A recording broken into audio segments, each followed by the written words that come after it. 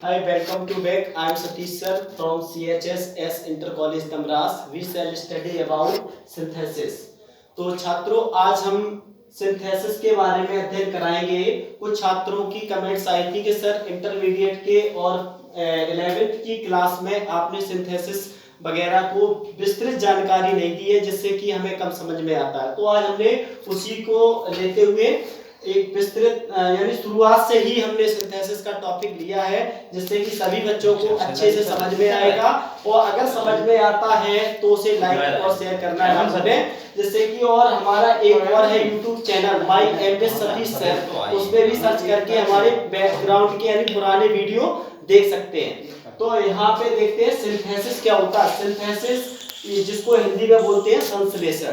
तो अब यहाँ पे सिंथेसिस की डेफिनेशन होती है। सिंथेसिस में दो या दो से अधिक सिंपल सेंटेंस, सिंपल का मतलब साधारण बात होती है, चाहे दो हो या उससे अधिक भी हो सकते हैं, को मिलाकर एक नया सिंपल सेंटेंस, कॉम्प्लेक्स सेंटेंस या कंपाउंड सेंटेंस बनाते हैं। तो ये सिंथेसिस की डेफिनेशन हो गई है। दो या दो से अधिक सिंपल सेंटेंसेस को मिलाकर एक नया सिंपल सेंटेंस, कॉम्प्लेक्स सेंटेंस या कंपाउंड सेंटेंस का निर्माण करते हैं। इसको बनाते समय हम तीन नियम का पालन करते हैं जिसमें कि लिखा होता है combination of simple sentence into simple sentence, यानी दो या दो से अधिक सिंपल सेंटेंस को मिलाकर एक नया सिंपल सेंटेंस बनाते हैं। सिंपल सेंटेंस से सिंपल सेंटेंस हिंदी में से साधारण वाक्य भी बोलते हैं। दो या दो से अधिक साधारण वाक्य को मिलाकर एक नया साधारण वाक्य बनाना।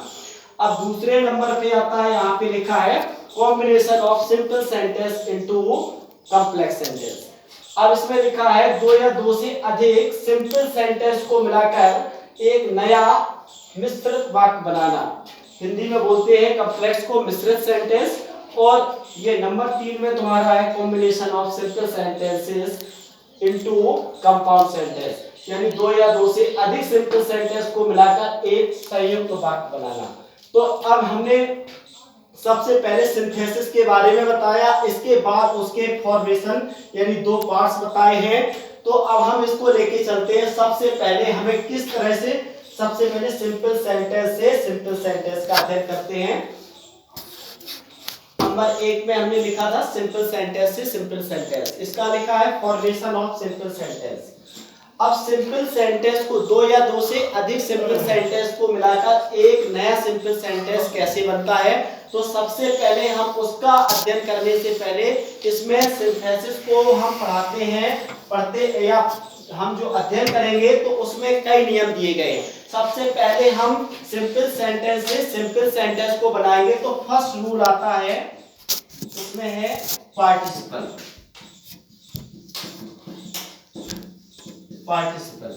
तो अब हम यहाँ पे पार्टिसिपल के बारे में पहला जो नियम है पार्टिसिपल। तो पार्टिसिपल के बारे में अध्ययन करेंगे। तो पार्टिसिपल किसे कहते हैं, पार्टिसिपल होते क्या हैं। कई छात्र तो इसी में अटके रहते हैं, पार्टिसिपल हमें सर जी ने पढ़ाई, हमें पार्टिसिपल के बारे में पता नहीं है कि पार्टिसिपल क्या होते हैं। तो सबसे पहले हम किसी चीज की अगर डेफिनेशन नहीं जानेंगे तो हमें उस चीज के बारे में अच्छे से ज्ञान नहीं होगा।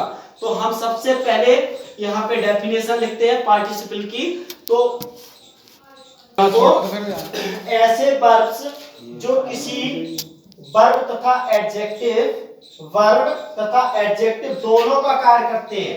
ऐसे वर्ब जो वर्ब तथा एडजेक्टिव दोनों का कार्य करते हो, यहाँ पे पॉइंट लगा लीजिए, या फिर जो छात्र लिख रहे हैं देख रहे हैं तो वो अपने पास पेन और कागज हमेशा रखा करें, तो उसको डेफिनेशन को लिख भी सकते हैं। तो ऐसे वर्ब जो वर्ब तथा एडजेक्टिव दोनों का कार्य करते हैं पार्टिसिपल कहलाते हैं। तो अब हम पार्टिसिपल के बारे में हमने देखा कि पार्टिसिपल क्या होते हैं। ऐसे वर्ब जो किसी वर्ब तथा एडजेक्टिव दोनों का कार्य करते हैं पार्टिसिपल कहलाते हैं। तो अब यहाँ पे देखते हैं पार्टिसिपल कितने प्रकार के होते हैं पार्टिसिपल। तो अब हम यहाँ पे लिखेंगे there are three kinds of participle. तो पार्टिसिपल तीन प्रकार के होते हैं। Number 1 present participle,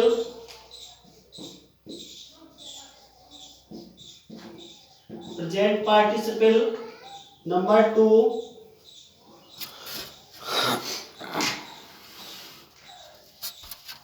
past participle number 3, perfect participle. Perfect participle.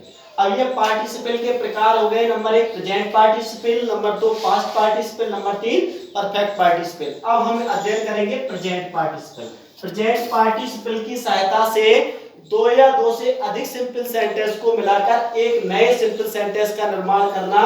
किस तरह से हम उस सेंटेंस को पूरा करेंगे तो एक बार हम देख सकते हैं। प्रेजेंट पार्टिसिपल को बनाते समय क्रिया के फर्स्ट फॉर्म में यानी वर्ब, क्रिया के फर्स्ट फॉर्म में आईएनजी का प्रयोग करते हैं। जो वर्ब होती है क्रिया के फर्स्ट फॉर्म में आईएनजी का प्रयोग करते हैं।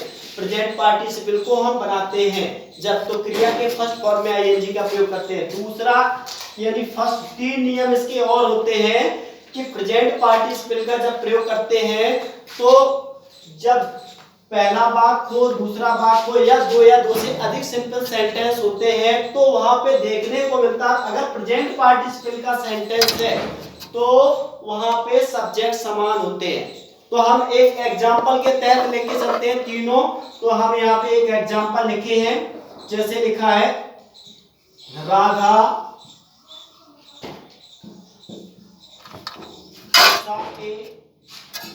लाइन। दूसरा सेंटेंस ये पहला हो गया, दूसरा सेंटेंस हुआ सी रैन अवे। तो यहाँ पे लिखा एग्जाम्पल के तहत समझ लेते हैं, अच्छे से समझ में आ जाएगा। इसमें लिखा राधा सा ए लाइन, इसके बाद लिखा सी रैन अवे। तो हमने पहला नियम बताया दोनों वाक्यों के सब्जेक्ट समान होने चाहिए। यहाँ पे राधा लिखा है अर्थात महिला है तो इसलिए हमने यहाँ पे प्रोनाउन का प्रयोग किया है। तो यहाँ पे सी क्या है, राधा के लिए प्रयोग किया गया। राधा सा ए लाइन, राधा ने एक शेर देखा, सी रैन अवे, वह भाग गई। तो इसका मतलब है सी कौन है, अर्थात यह राधा ही है। तो यहाँ पे दोनों वाक्यों में सब्जेक्ट समान होने चाहिए, फर्स्ट नियम। दूसरा नियम होता है दोनों वाक्यों की जो फिनिट वर्ब होती है, फिनिट वर्ब, दोनों वाक्यों की जो फिनिट वर्ब है वो यहाँ पे ध्यान देना असमान होनी चाहिए, अलग अलग होनी चाहिए। तो फिनिट वर्ब यहाँ पे सा है, यहाँ पे क्या लिखा है, यहाँ पे लिखा है रैन। तो ये दोनों वाक्यों की जो फिनिट वर्ब है वो अलग अलग है। तो तीसरा नियम इसका ये होता है पहचान के लिए कि एक कार्य पूरी तरह समाप्त नहीं होता है, दूसरा कार्य प्रारंभ हो जाता है। यहाँ पे लिखा है राधा सा ए लाइन, राधा ने एक शेर देखा, इसके बाद लिखा सी रैन अवे, वह भाग गई। तो यहाँ पे वाक्य में समझने का तात्पर्य यह है कि राधा ने शेर देखा, राधा ने शेर को देखना बंद नहीं किया और उसने भागना शुरू कर दिया। अगर यहाँ पे ध्यान देना कि एक कार्य पूरी तरह समाप्त नहीं हुआ, राधा ने शेर देखना बंद नहीं किया, दूसरा कार्य प्रारंभ हो गया, वह भाग गई। तो यानी एक कार्य पूरी तरह समाप्त नहीं होता है, दूसरा कार्य जब प्रारंभ हो जाता है तो वह प्रेजेंट पार्टिसिपल के सेंटेंस होते हैं। तो हमने बताया प्रेजेंट पार्टिसिपल को बनाते हैं तो क्रिया के फर्स्ट फॉर्म में आईएनजी का प्रयोग करते हैं। तो जब हम इसका कंबाइन करेंगे या एक नया सिंपल सेंटेंस करेंगे, सिंपली सेंटेंस लिख लो क्योंकि दो या दो से अधिक सिंपल सेंटेंस बना रहे हैं तो एक न्यू सिंपल सेंटेंस, कंफ्यूजन भी हो सकती है या वहां पे लिखा होता कंबाइन करना, कोई बड़ी बात नहीं है। तो यहाँ पे देखो क्रिया क्या है, यहाँ पे क्या लिखा सा और यहाँ पे है। तो क्रिया सा, सी का दूसरा रूप लगा है सा, तो यहाँ पे सी का फर्स्ट फॉर्म क्या हो जाएगा, सा का सी, तो आईएनजी लग जाएगा। यहाँ पे क्या हो गया, seeing a line, seeing a line और यहाँ पे कॉमा लगा दो। शेर को देखते ही तो यहाँ पे कौन भाग गई, सी रैन अवे अर्थात कौन भाग गई, राधा। तो यहाँ पे जब नाउन लिखा है, इधर प्रोनाउन लिखा है तो हमेशा यहाँ पे नाउन लिखा जाएगा। तो यहाँ पे लिखा जाएगा राधा रैन अवे।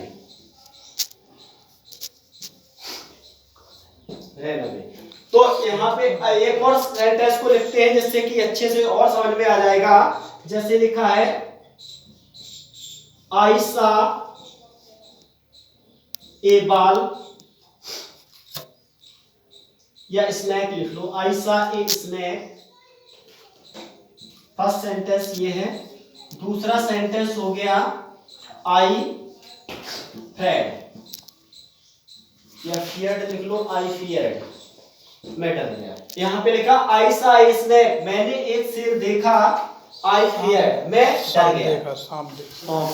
स्नैक यानी सांप देखा, मैंने एक सांप देखा और मैं डर गया। तो यहाँ पे हमने फिर यहाँ पे देखो उसी तरह का सेंटेंस को पहचानने के लिए यहाँ पे क्या लिखा है, आई।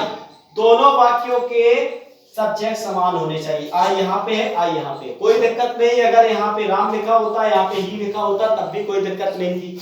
और यहाँ पे फ्रेंड वर्ब में यहाँ पे क्या लिखा है, सा, तो यहाँ पे लिखा है फियर। दोनों फ्रेंड वर्ब अलग अलग होनी चाहिए। यहाँ पे सा लिखा है, सी का यहाँ पे लिखा है। यहाँ पे एक कार्य पूरी तरह समाप्त नहीं होता, दूसरा कार्य प्रारंभ हो जा रहा है। जैसे मैंने शेर को सांप को देखना बंद नहीं किया, सांप को देखना बंद नहीं हुआ और इधर डर गया, मैं डर गया, तो यानी एक कार्य पूरी तरह समाप्त नहीं होता, दूसरा कार्य प्रारंभ हो जाता है। तो यहाँ पे हम सिंपल सेंटेंस बनाएंगे। एक नया सिंपल सेंटेंस बनेगा, सी का यानी सा का पहला रूप हो जाएगा, सी आई एन जी लग जाएगा, see a snake, seen a snake, comma लगा देंगे लास्ट में। यहाँ पे प्रोनाउन यहाँ भी है, प्रोनाउन यहाँ भी है, तो प्रोनाउन ही आएगा आई फियर्ड, मैं डर गया। धन्यवाद। अगर जिस छात्र को समझ में ना आए तो वो कमेंट्स कर सकता है, साइड पे डाल सकते हैं, और अगले वीडियो के लिए कल हम डालेंगे।